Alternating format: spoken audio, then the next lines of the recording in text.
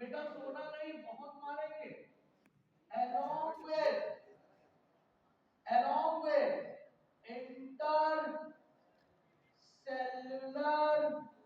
substance, है ना, intercellular substance and performing, और क्या परफॉर्म करे, स्पेसिफिक फंक्शन, किसी खास फंक्शन को परफॉर्म करे। तो ऐसा ऑर्गेनाइजेशन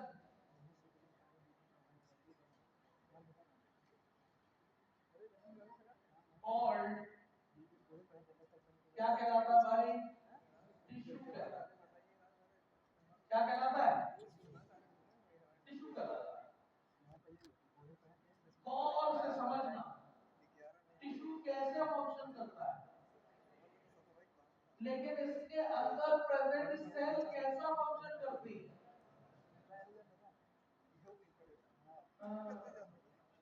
वहां पर ऊपर लिखते गए, नीचे लिखेगा, समझ नहीं वहां पे क्या हो गया कि भाई तुम मुझे एक बात बताओ, ये टिश्यू है, ये ऑर्गेनाइजेशन, अब ये पूरा का पूरा क्या है? टिश्यू है, जिसमें ग्रुप है सिमिलर सेल्स का, और इंटरसेलुलर यूनिट को कलेक्ट करके हमने क्या बना लिया? टिश्यू बना लिया भाई। क्या बना लिया? तो कितने लोगों को ऐसा लगता है कि इस टिश्यू में पाए जाने वाली सेल, इस टिश्यू में पाए जाने वाली सेल वही फंक्शन कर रही होंगी जो टिश्यू कर रहा होगा? कितने परसेंट लोगों को ऐसा लगता है कि जो फंक्शन ये टिश्यू कर रहा होगा वही उसके अंदर प्रेजेंट सेल कर रही होगी? Yes sir. बोलो हाँ। Yes sir. अरे बोलो ना भाई। Yes sir. कुछ लोगों के दिमाग में कंफ्यूजन है। अगर ये कंफ्यूजन अभी हम पैदा नहीं करते तो कोई कंफ्यूजन नहीं था। तब तो हम कहते तुमसे कि भैया जो ये टिश्यू फंक्शन करते हैं वही सेल फंक्शन कर रही है। आप कहते हैं यस, क्योंकि तभी तो वो टिश्यू में है, उसी के फंक्शन की वजह से ही तो टिश्यू है। तो क्या वो दोनों जो फंक्शन टिश्यू कर रहा है वही सेल कर रही है?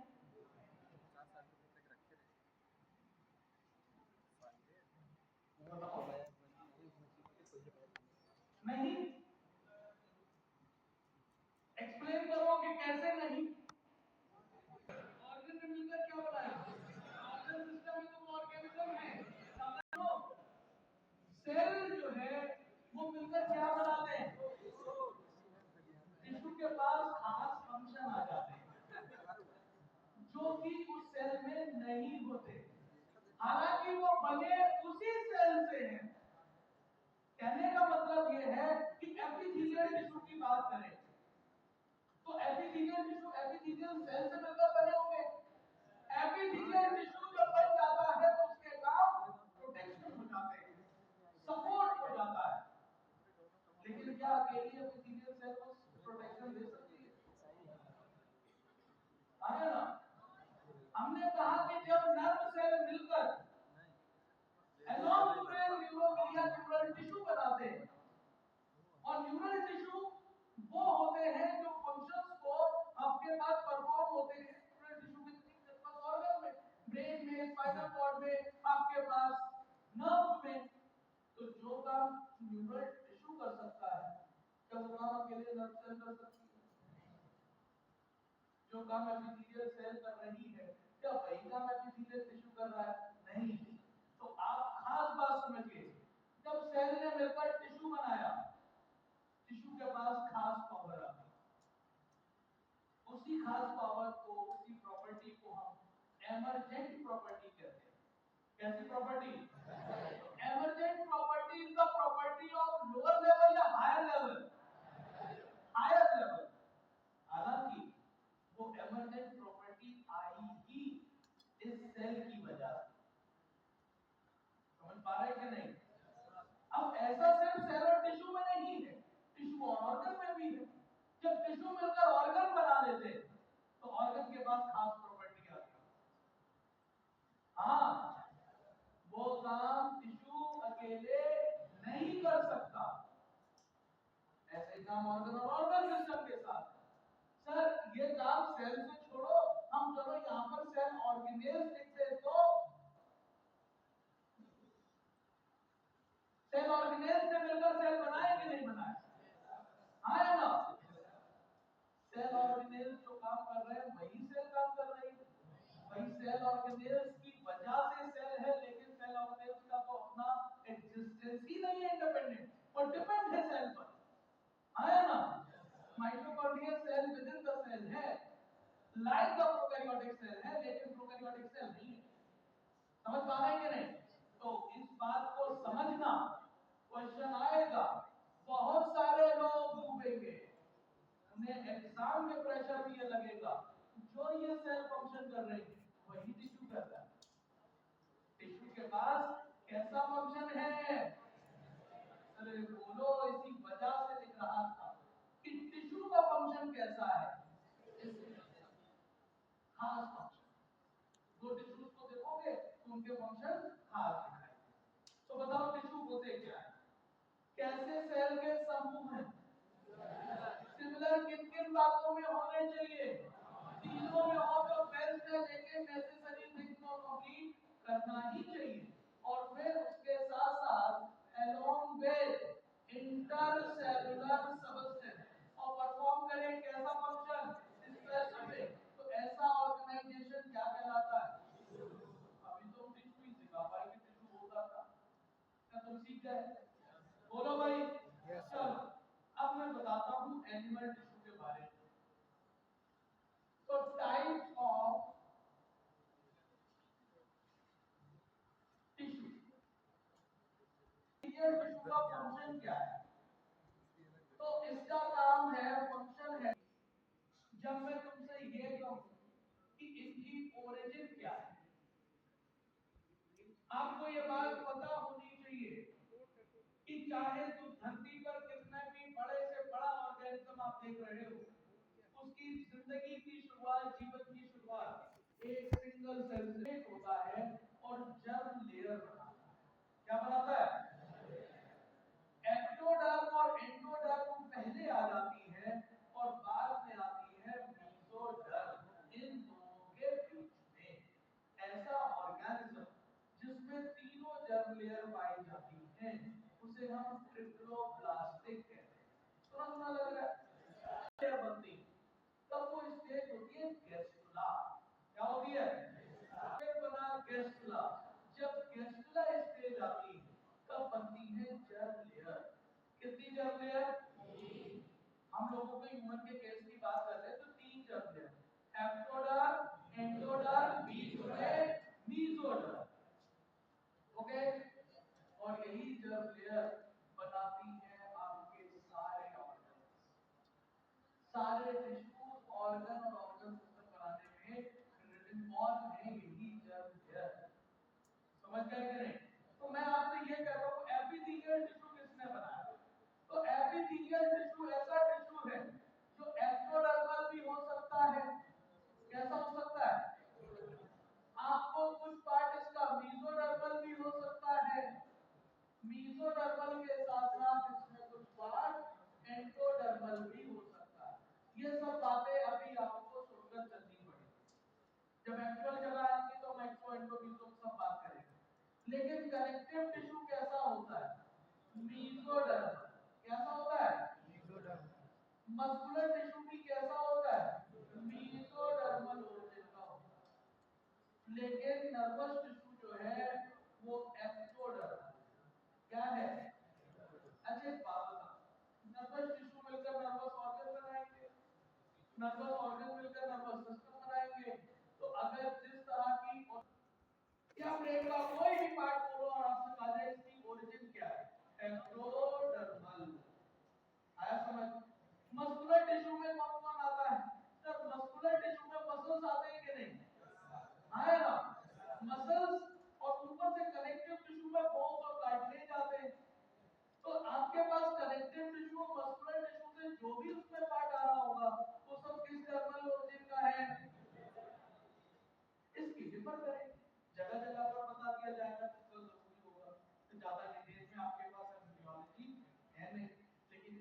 है उतनी सॉलिड आनी चाहिए, है ना।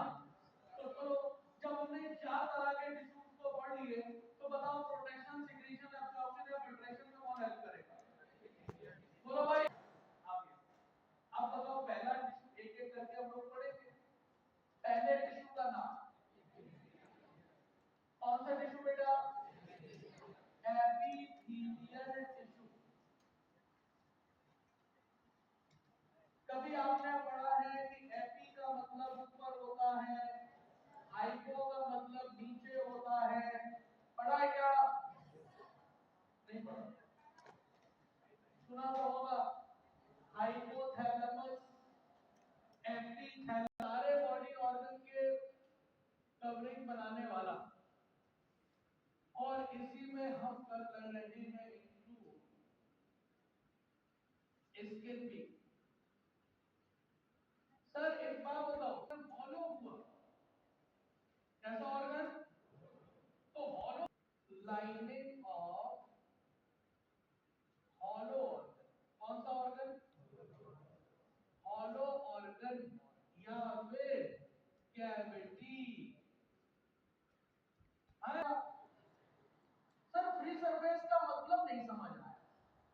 तो फ्री सरफेस का मतलब मैं ये आपको कर रहा हूं कि अगर वो फ्री सरफेस रखेगा, जैसे हमारी स्किन एपिथेलियल टिश्यू है, तो बताओ कि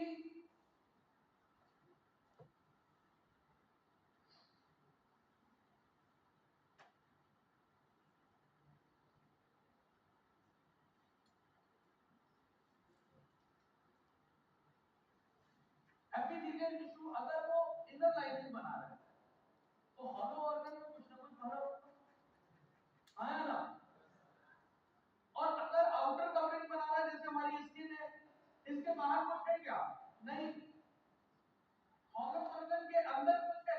नहीं। फिर उसमें हो सकता है फ्लूइड बना। तो इसके मतलब ये हो गया कि एपिथेलियल टिश्यू की हमेशा एक ना एक सरफेस क्या रहेगी? फ्री।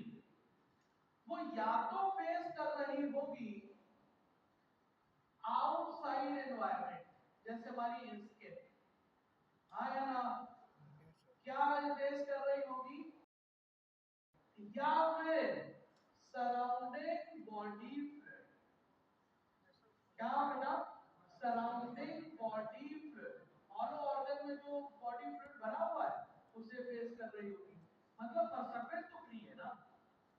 नहीं समझ आया समझ के? किसका है? फॉर्मेशन ऑफ ग्लैंड्स कौन कर रहा है? Epithelial tissue. कौन सा टिश्यू? Epithelial tissue. और इस एपिथेलियल टिश्यू में हाई रीजनरेशन पावर पाई जाती। क्या पाई जाती? हाई रीजनरेशन पावर आपको देखने को मिलती। आप इसके देखिए, कटवट लग जाए तो रीजनरेट कर जाते हैं। एपिथेलियल टिश्यू ऐसा टिश्यू है जिसमें रीजनरेशन पावर, जिसमें माइटोसिस फ्रीक्वेंटली आपको ऑब्जर्व होगी। अगर कोई डैमेज हो जाए तो उसे रीजनरेट कर देते हैं। सारे टिश्यू अपने आप को रीजनरेट नहीं कर पाते, कौन सा कर लेते हैं? और ग्लैंड का फॉर्मेशन कौन कर रहा है? एपिथेलियल टिश्यू के पावर क्या है? रीजनरेशन की। कभी आपने सुना है कि हमारे ऑर्गन्स में अकेला ऐसा लिवर है जो रीजनरेट कर देता है?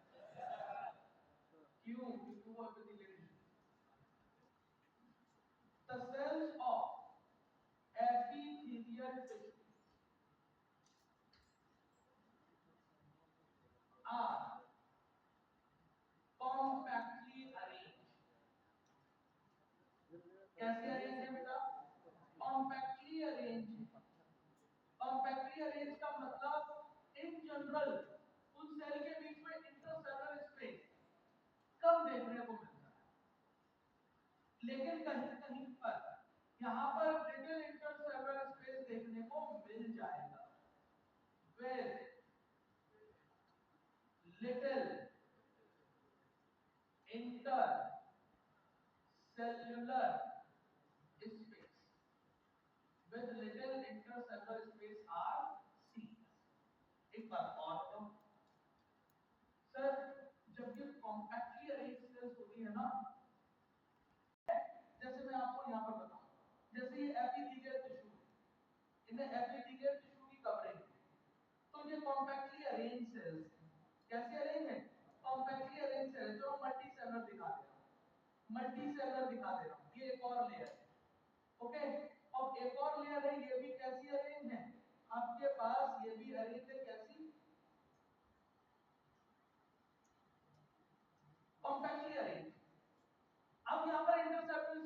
नहीं है तो इंटरसेलुलर फ्लूइड नहीं होगा। तो क्या होता है, इनके नीचे एक बेसमेंट मेम्ब्रेन होती है। क्या होती है? यहां पर बॉडी फ्लूइड चलता है। बेसमेंट सबस्टेंस है बीच में, बेसमेंट मेम्ब्रेन बोल देते हैं, हालांकि एक जेली लाइक सबस्टेंस इसके बीच में चल रहा है और यहां से वो नरिशमेंट दे रहे हैं। यहां से नरिशमेंट को क्या कर रही होती है? नरिशमेंट क्या कर रही होती है? और फिर सेल टू सेल चला जाए, फिर सेल टू सेल चला जाए, इसमें ब्लड वेसल्स नहीं चलते। तो in general epithelial tissue vascular होते हैं या एवैस्कुलर होते हैं? ब्लड वेसल्स पाई जाती है नहीं, तो इन जनरल नहीं पाई जाती। तो बताओ, छठा पॉइंट लिखते हैं हम यहां पर, कैसे होते हैं एवैस्कुलर। ऐसे ही एक और एवैस्कुलर स्ट्रक्चर आपने देखी, कार्टिलेज। कार्टिलेज होते हैं एवैस्कुलर होते हैं। एपिथेलियल टिश्यू कैसे होते हैं? बट नर्व फाइबर प्रेजेंट होते हैं। नर्व फाइबर मतलब कंट्रोल एंड कोऑर्डिनेशन, वो जरूरी। तो एवैस्कुलर है बट नर्व फाइबर क्या होते हैं भाई? प्रेजेंट। कितने लोगों को बात समझ आ? कवरिंग बनाएंगे क्या? ऑल ऑर्गन की इंटरनल लाइनिंग बनाएंगे क्या? हमेशा एक फ्री सरफेस रखेंगे क्या, जो फेस करेगी या तो आउटसाइड एनवायरनमेंट को या फिर सराउंडिंग बॉडी फ्लूइड को। फॉर्मेशन ऑफ ग्लैंड कौन करेगा? रीजनरेशन पावर सबसे ज्यादा कौन से टिश्यू की? हमने आपसे कहा एपिथेलियल टिश्यू की सेल्स कैसे अरेंज होती है। तो बताओ, इसमें ब्लड वेसल्स इन जनरल नहीं हो पाएंगी क्योंकि टिश्यू फ्लूइड नहीं है। तो बताओ ये नरिशमेंट कैसे लेंगी? ये बेसमेंट सबस्टेंस से लेंगी। किससे लेंगी? ये है बेसमेंट सबस्टेंस। बेसमेंट सबस्टेंस से लेंगी और ये नरिशमेंट लेंगी। तो बताओ, इसमें ब्लड वेसल डालने की जरूरत है नहीं, ये वेस्कुलर। ओके, बोलो। अब सुनो आगे।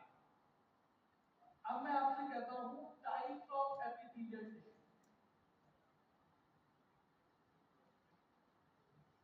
अगर इसे सीख रहे होगे तो तुम्हें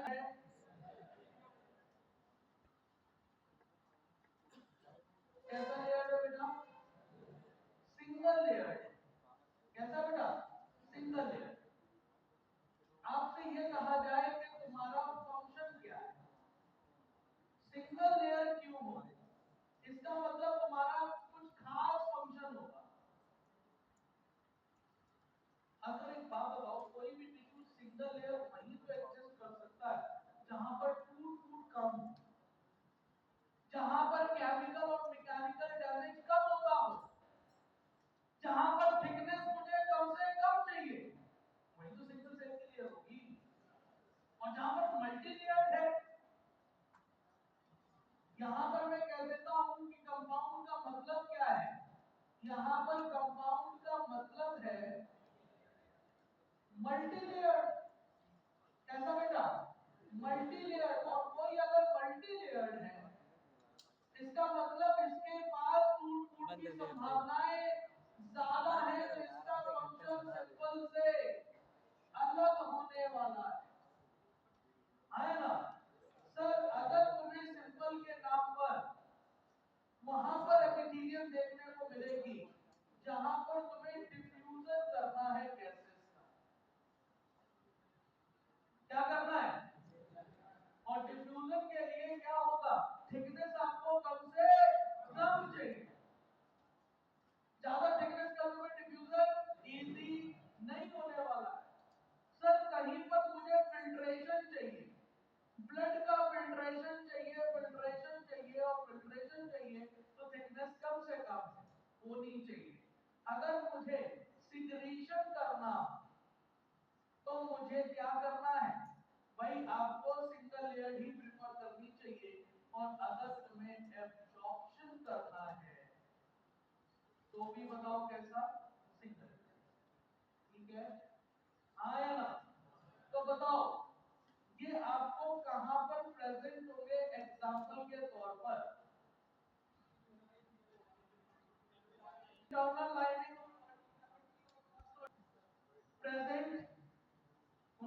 एनसीईआरटी में यही यहाँ पर एग्जांपल लिखा, प्रेजेंट एंड इंटरनल, जो कि मैं बता चुका हूं, internal lining of cavity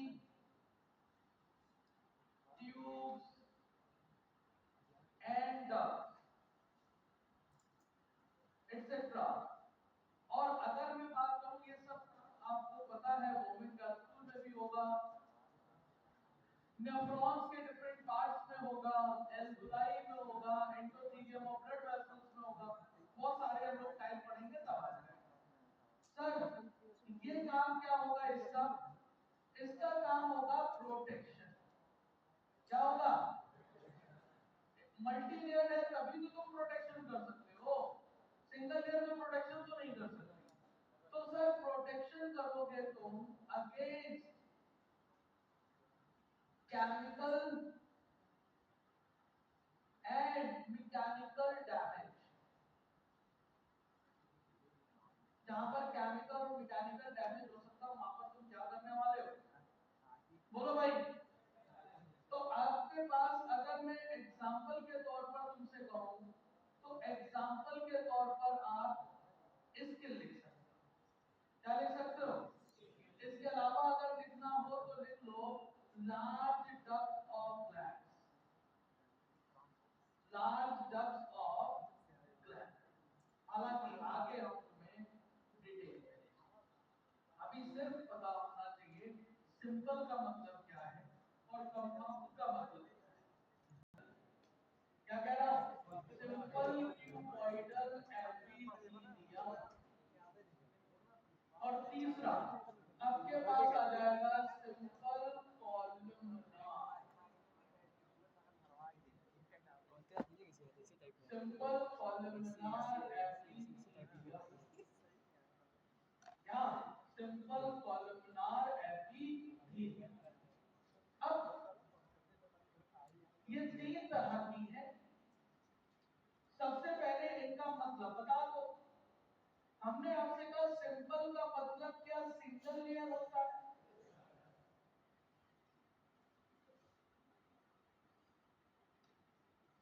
squamous का मतलब होता है फ्लैट सेल्स,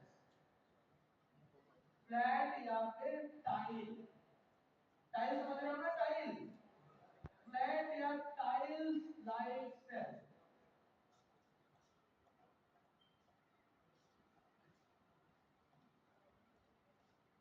ठीक है। तो अगर मैं आपसे कहूं कि इसकी शेप कैसी हो सकती है, तो इसकी लंबी सी टाइल लाइक शेप हो, और ये इसका न्यूक्लियस है, पतली सी cell.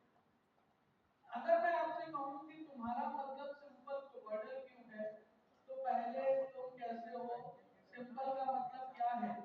Single layer of cube like cells. कैसी सेल? Cube like sales.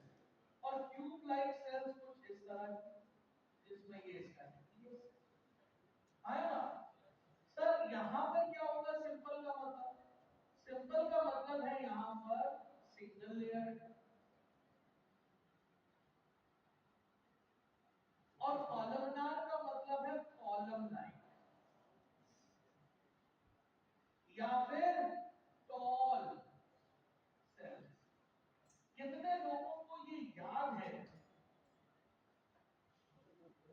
कि टॉल लाइन सेल्स है, और जब जितनी लंबाई बढ़ती जाएगी उसका न्यूक्लियस उतना ही बेस पे आता है। क्या आता जाएगा? तो हमने कहा कि ये न्यूक्लियस ओवल शेप का है, ओवल शेप का न्यूक्लियस है, और पाया जाता है near the base, near the base. और ये सेल क्या कहलाई जाती है? कॉलमनार। कितने लोगों को ये याद है कि cell the unit of life में शेप ऑफ द सेल में कॉलमनार सेल की शेप लिखी, लॉन्ग एंड नैरो। तो अगर मैं आपसे ये कहूं कि तुम्हारी ये बात वहां पर लिखी है कि तुम्हारी शेप कैसी होगी? Long and narrow. कैसी होगी? तो ये कौन सी सेल हुई? कॉलमनार।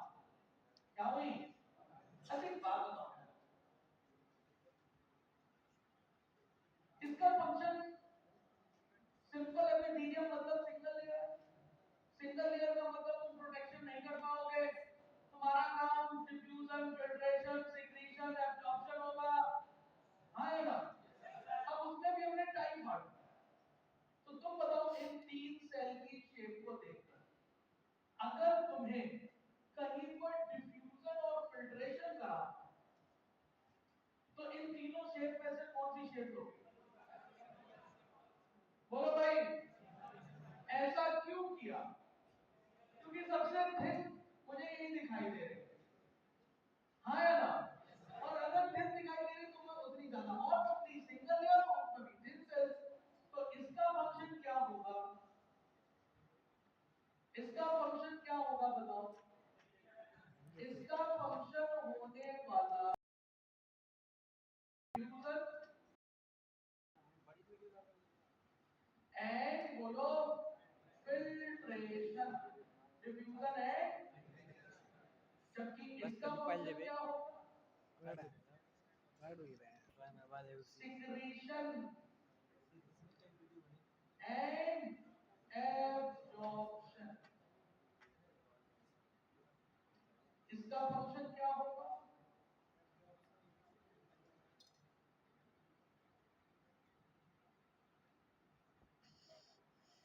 इसका फंक्शन भी सेम होगा, सिक्रीशन एंड, तो कौन सा एपिथेलियम है जो सिक्रीशन और एब्जॉर्प्शन में पार्टिसिपेट नहीं करेगा? समझ पा रहे हैं? और कौन ऐसा है जो डिफ्यूजन और फिल्ट्रेशन में हेल्प नहीं करेगा? क्योंकि डिफ्यूजन और फिल्ट्रेशन के लिए थिकनेस बढ़ा देना चाहिए। चलो दो में मान लेते, ढाई ले लें, नहीं दो ले लो, दो में हमने काम इजीली सिखा ले और टाइम से कोर्स खत्म कर लेंगे, नॉट वरी। पहली ले लें क्लास, और कैसी सेल्स हैं? Tiles like sales.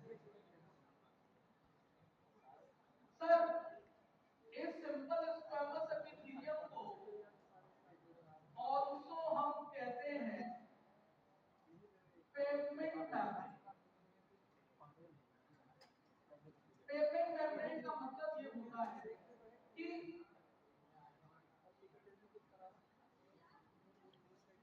ये एक कवरिंग बनाता है, वो भी प्रोटेक्टिव।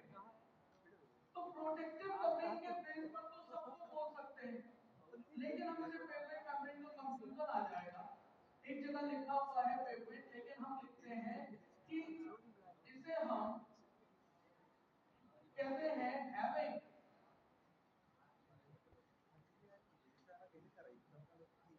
इसे क्या पढ़ोगे? बेबी नहीं पढ़ना, जिसमें ऐसा आपके पास इररेगुलर बॉल्स देखने को मिलेगी। कैसी balls? Irregular balls, irregular balls आपको देखने को मिल जाए। और तीसरी बात, अगर मैं एग्जांपल्स को लेकर बोलूं, तो एग्जांपल के लिए आप याद रखना एल्वियोलाई ऑफ लंग्स, जो इररेगुलर बॉल्स का पाउच होगा ना, एल्वियोलाई ऑफ लंग्स। ऐसे ही आप नेफ्रॉन में बॉम्बिन कैप्सूल पढ़ोगे, बॉम्बिन कैप्सूल ऑफ नेफ्रॉन। कितने लोगों को नेफ्रॉन के सारे पार्ट पता है? पहला पार्ट ग्लोमेरुलस, फिर बॉम्बिन कैप्सूल, फिर पीसीसी, फिर डिसेंडिंग हेलिक्स, फिर असेंडिंग हेलिक्स, फिर डीसीटी, फिर कलेक्टिंग डक्ट। हालांकि collecting duct is not the part of nephron, ठीक है? कुछ याद आ रहा होगा? हाँ, तो उसी का पार्ट है बॉम्बिन कैप्सूल ऑफ नेफ्रॉन। और तीसरा एंडोथेलियम,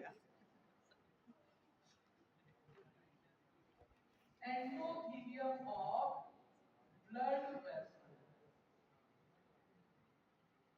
ब्लड वेसल्स की एंडोथेलियम में आपको क्या देखने को मिलेगा? Simple squamous epithelium. जब आप नेफ्रॉन पढ़ोगे तो बॉम्बिन कैप्सूल में आप पढ़ोगे सिंपल एपिथेलियम को, और वहां पर एपिथेलियल सेल को कहा जाएगा साइट, अगर किसी को सुना सुना लग रहा। और पोडोसाइट्स का अरेंजमेंट इंट्रिकेट मैनर में, इंट्रिकेट मैनर का मतलब ऐसा अरेंजमेंट जिससे कुछ और उसी फोर्स के जरिए होगा फिल्ट्रेशन। क्या होगा? फिल्ट्रेशन। किसका? किसका फिल्ट्रेशन? अबे ब्लड का। आरो थोड़ी ना लगाया तुम्हारे लिए। दूसरा, सिंपल क्यूबॉइडल एपिथेलियम। कितने लोगों को इसका मतलब पता? कितना चाहूं तो क्या लिखूं?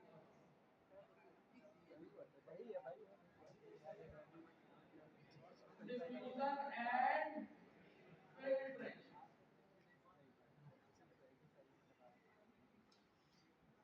आगे यहां पर बताओ, पहली लाइन आपको क्या लिखना है? ये तीन काम बताओ। चलो दो ही बताओ।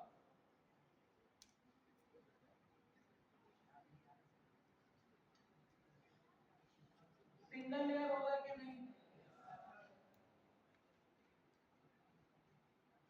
कौन सी layer? Cube like cells. Cube like cells. और दूसरा, आपसे इसका फंक्शन पूछा जाए तो बता दोगे? फंक्शन बताओ। Absorption and secretion.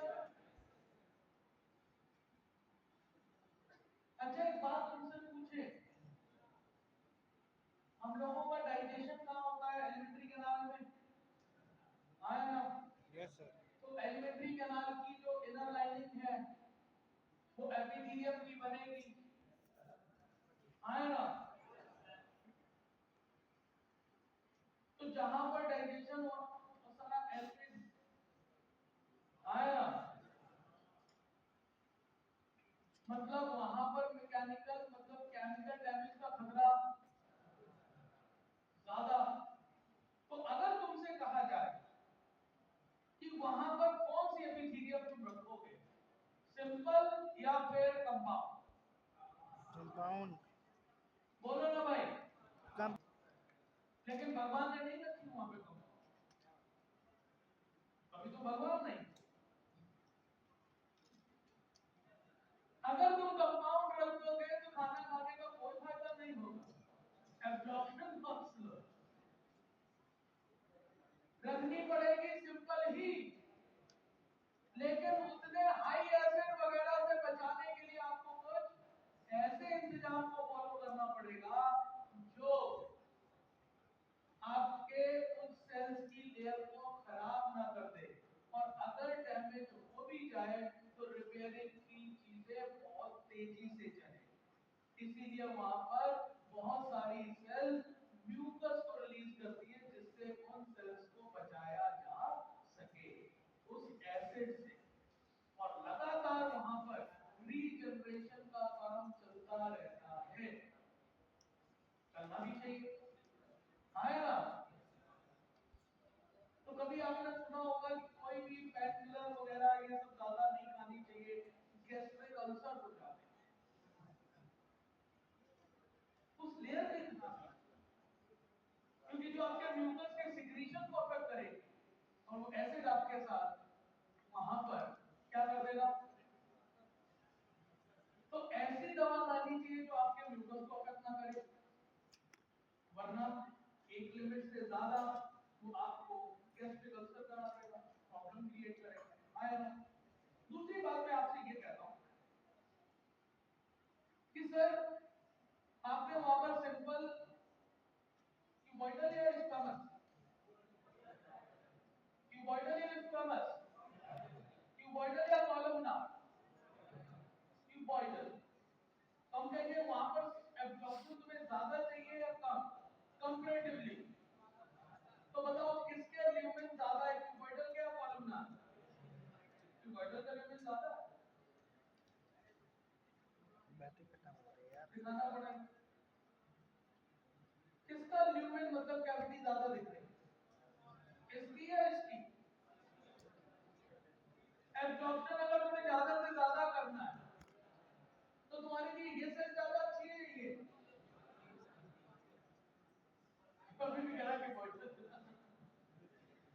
में कॉलमनार नहीं रहे। तो गैस्ट्रोइंटेस्टाइनल ट्रैक्ट में एब्जॉर्प्शन के लिए मुझे कॉलमनार एपिथेलियम चाहिए। क्या चाहिए?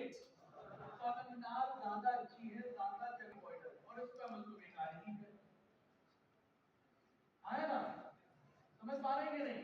तो सिंपल तो चाहिए, कंपाउंड नहीं चाहिए, लेकिन सिंपल में भी कौन सी वहां पर प्रेफरेबल रहेगी? वो रहेगी कॉलमनार। क्या रहेगी? समझ गए? मल्टी लेयर ऊपर मोटाई नहीं बढ़ाएगी, सिंगल लेयर ही रहेगी, लेकिन सिंगल लेयर वो कैसी रहेगी? कॉलमनार से। बात समझ आ रही है कि नहीं आ रही? अरे बोलो। Yes sir. अच्छा, एक बात और रह गई।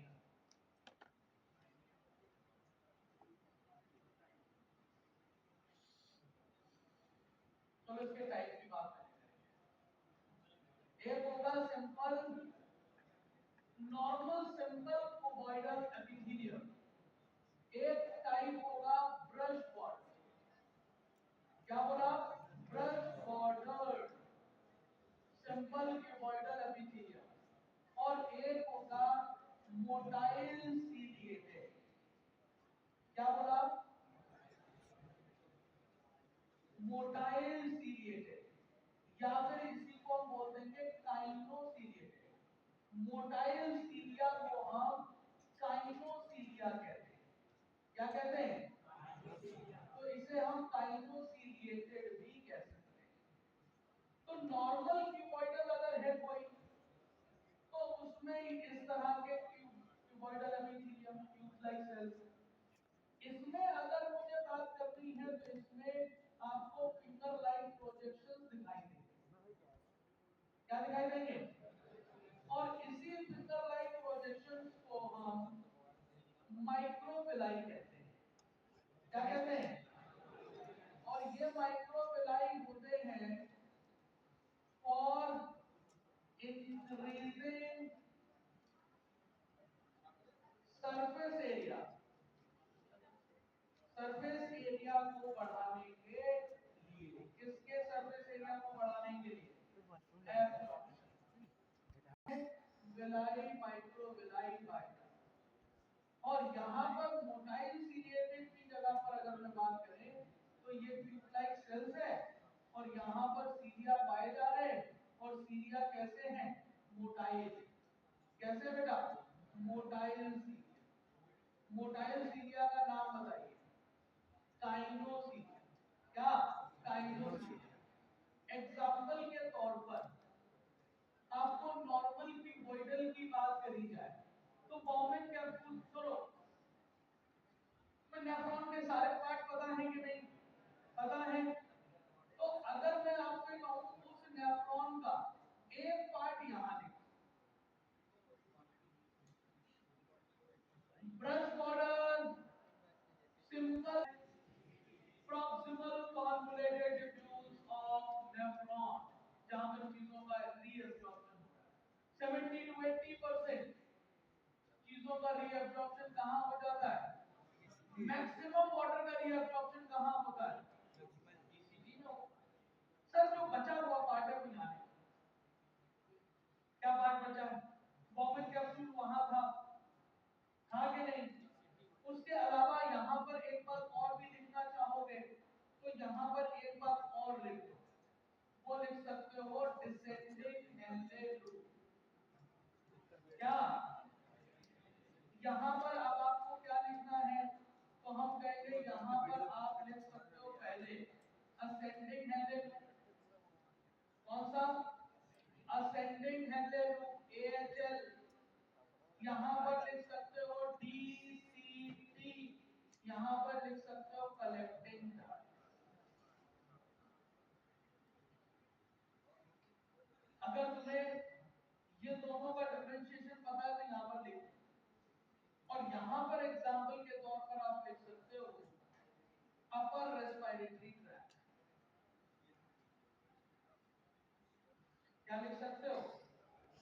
अपर रेस्पिरेटरी ट्रैक्ट में किस तरह का एपिथेलियम है?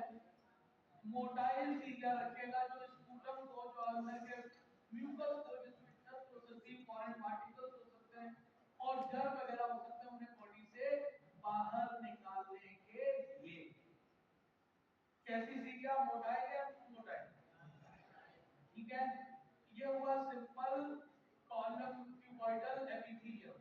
तीसरा वाला क्या बचा?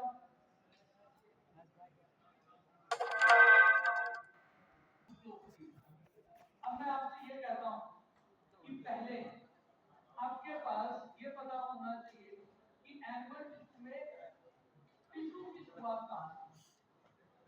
आपको लेवल ऑफ ऑर्गेनाइजेशन पता होना चाहिए, आपको 11 फाइलम पता होने चाहिए, फिर आपको ये पता होना चाहिए टिश्यू क्या होता है। ओके, और यहां से खतरनाक बनेगा। आगे अगर मैं तुमसे ये कहूं कि इतने तरह के टिश्यू है, 4 तरह के, उसका फंक्शन क्या है और जिन क्या है। फिर हमने आपसे कहा कि सबसे पहला टिश्यू हम पढ़ेंगे एपिथेलियल टिश्यू, जिसके बेसिक फंक्शंस क्या है। फिर हमने आपसे कहा एपिथेलियल टिश्यू दो तरह के हैं, सिंपल और कंपाउंड, सिंगल लेयर और मल्टी लेयर। कौन प्रोटेक्शन कर पाएगा, कौन इन कामों में हेल्प कर पाएगा। फिर हमने आपसे कहा कि type of simple epithelial tissue squamous, cuboidal और कॉलमनार। ठीक है, ये स्क्वैमस टाइल लाइक सेल है, ट्यूब लाइक सेल, क्यूबॉइडल और कॉलमनार कॉलम लाइक। फिर हमने आपसे कहा कि सिंपल स्क्वैमस